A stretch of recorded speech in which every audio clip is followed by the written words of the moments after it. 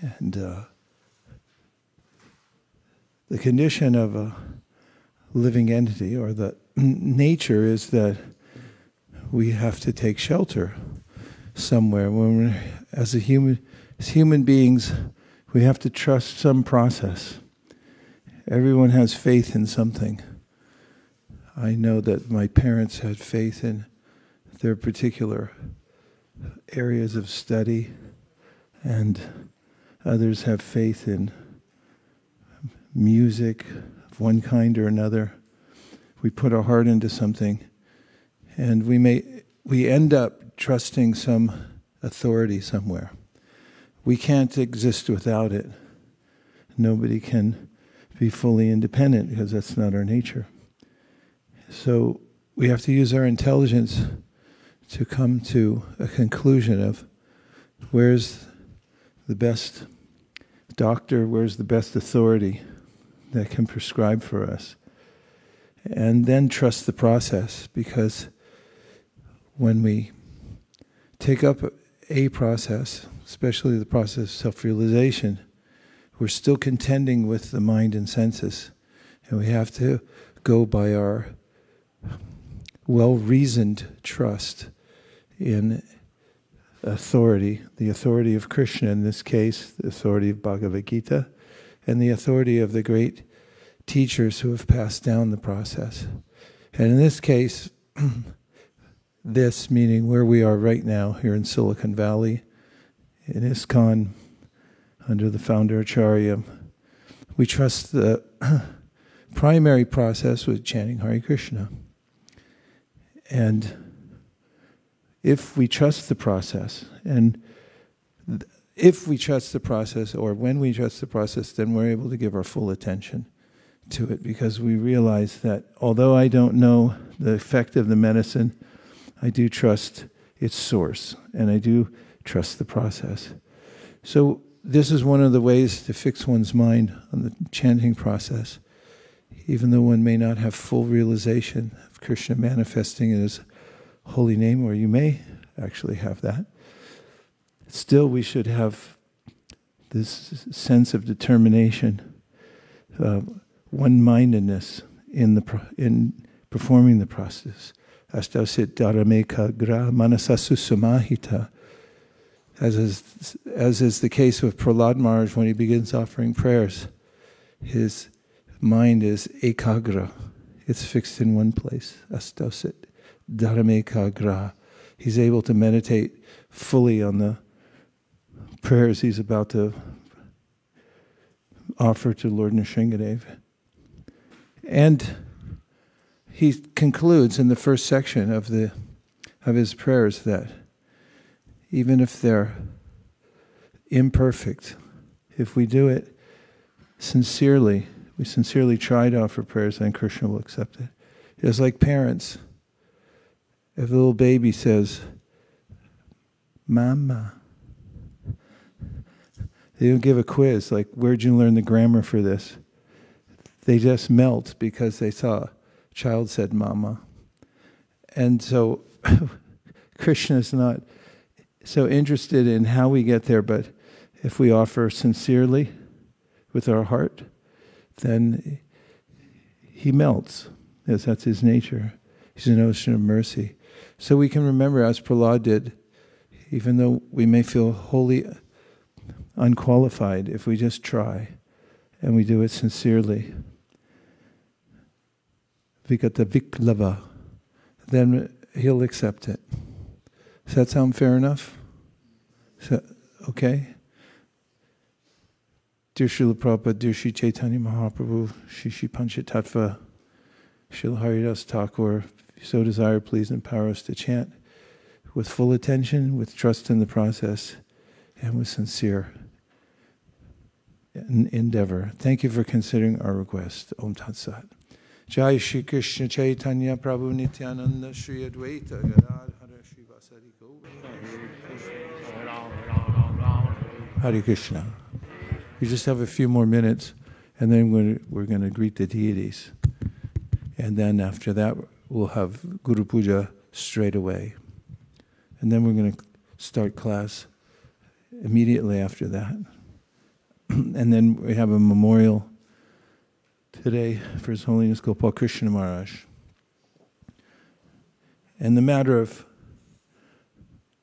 accepting some authority for one's life as indispensable, we either choose with our intelligence or we do it by default. The default mode means that we accept some authority that's influenced by the three modes of material nature, and therefore we get the same old stuff, life after life, or we accept our mind as our authority and we speculate. But the premise of the Vedic system is that one must accept the perfect authority. And the perfect authority is Krishna. Vedaham samatitani vartamanani charjina bhavishani chabhutani mam tu vedana kaschana. Because he knows everything. So he's probably a better authority than our minds, right? And in accepting that authority, there's always a default mode for the senses. Srivas Pandit Prabhu gave me a book a long time ago, scientific study of the way the senses go into their default mode, which is to go to rest. If you're not challenging your mind, then it'll turn into the, what's that called on the iPhone, the low energy mode? Low what? Low power mode? Yeah, it has a default. It just switches down all of a sudden unless we have something worthy to go for. Same with all our senses.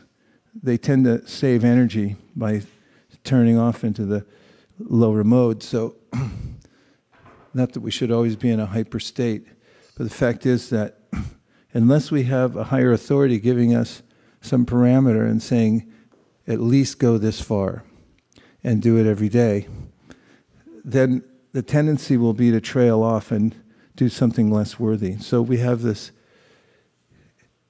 directive to chant at least 16 rounds a day. And if we accept it on authority, that it's coming down through disciplic succession, we accept Krishna as the authority and that he has a line of authority coming down through the chain of devotees, and we accept that, then we'll be able to stay out of the default mode, which is scrolling. Scrolling is the opposite of being engaged gainfully in spiritual meditation. And we may also find that we don't start hearing our rounds until round number 9.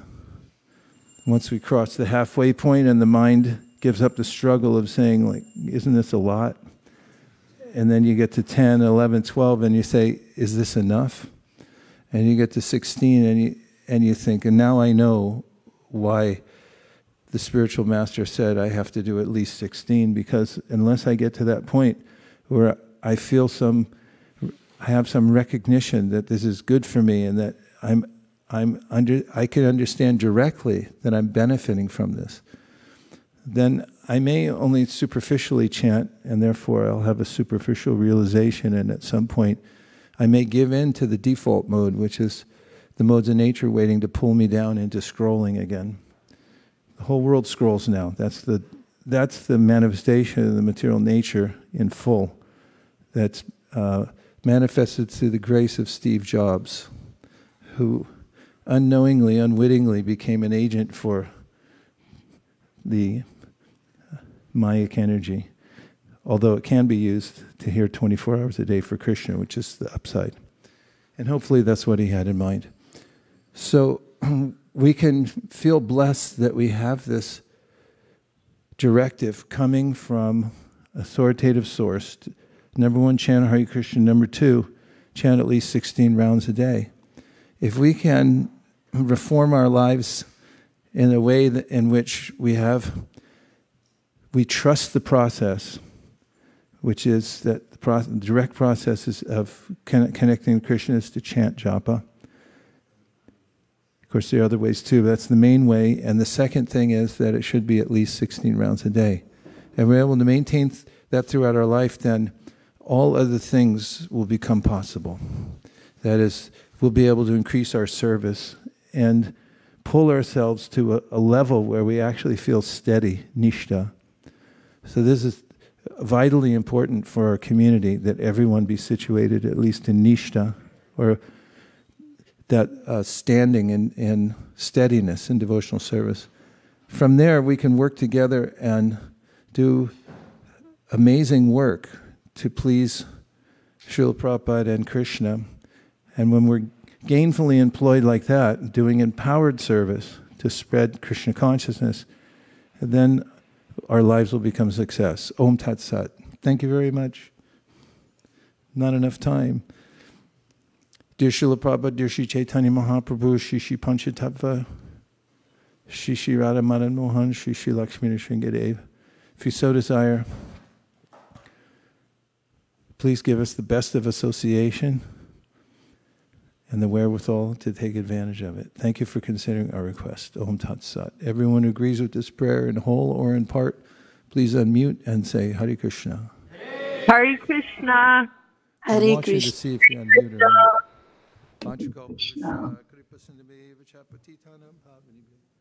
Vaishnavebhyo namo namaha nanta koti Vaishnavi ki jai.